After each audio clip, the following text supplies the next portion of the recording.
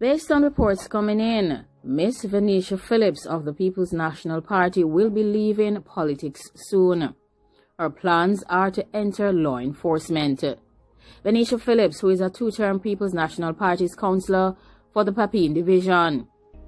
She was recently defeated in her quest to represent St Andrew Eastern as a Member of Parliament in the 2020 general elections. She has now indicated that she will be resigning from politics soon. According to Venesha, the reality is that as she exits politics to make her contribution elsewhere, because she will exit politics soon. She says that she would like to be able to say to the young persons of Augustown and to other women who are listening, you have a right to be in the space that you are in. It is important that you stand your ground. It is important that you preserve your dignity. It is important that you have your say.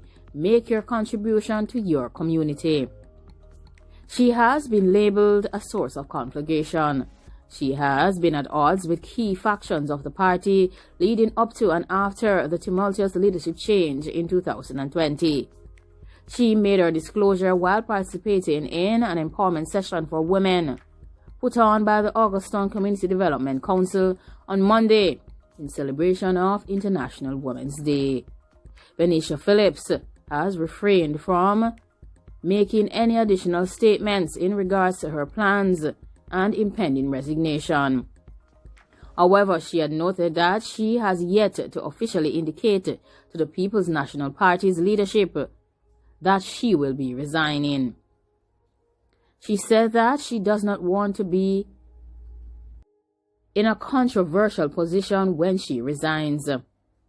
She, however, made it clear that she cannot see herself returning to representational politics anytime soon. I will not cross the floor. It is not on the cards. Never was and never will be. Phillips was speaking to a panel which included 5 other females, among them the Jamaica Labour Party's Member of Parliament for St Andrew Eastern, Williams. She indicated that her path away from politics could take her into law enforcement. Politics was not my first choice. I always wanted to be a police officer. I did everything to get that job except that I was deterred by friends who thought politics would have been a better direction for me. I took counsel and pursued that path. Along that path, I academically chose to do law. I have a bachelor's degree in law. I am actually completing this year.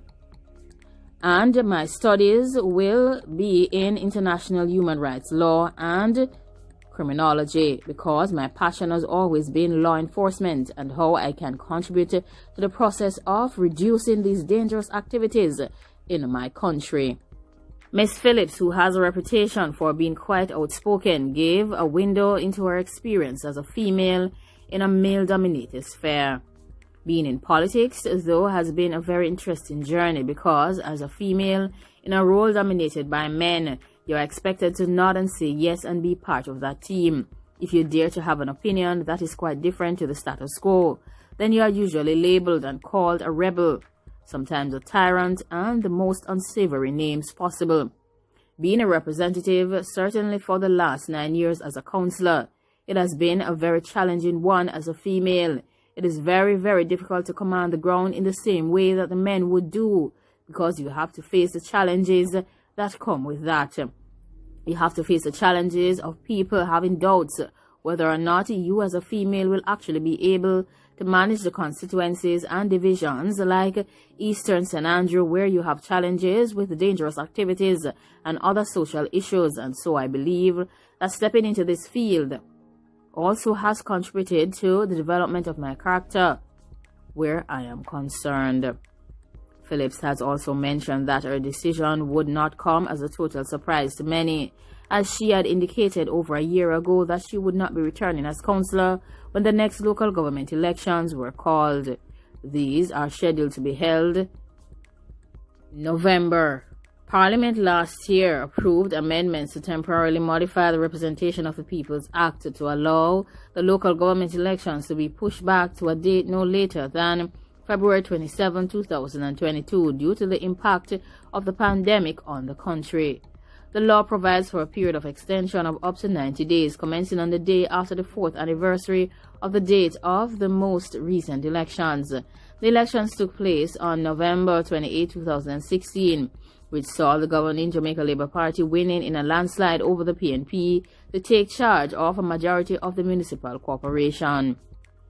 That extension would have extended to February 27, 2021. However, due to the impact that officials were of the view that the country needed more time to recover from the various setbacks, as a temporary amendment was made to that act to effectively extend the period to a date no later than February 27, 2022.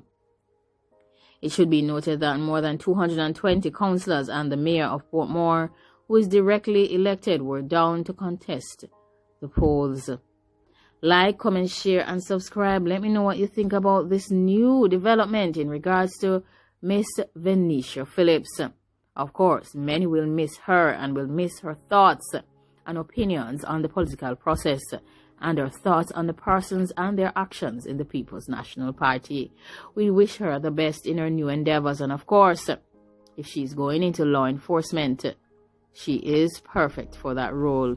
We hope that she will be in a senior leadership position when she steps into law enforcement, and of course that she will be able to work towards reducing the issues that continue to plague the island of Jamaica. Thanks for watching. Goodbye.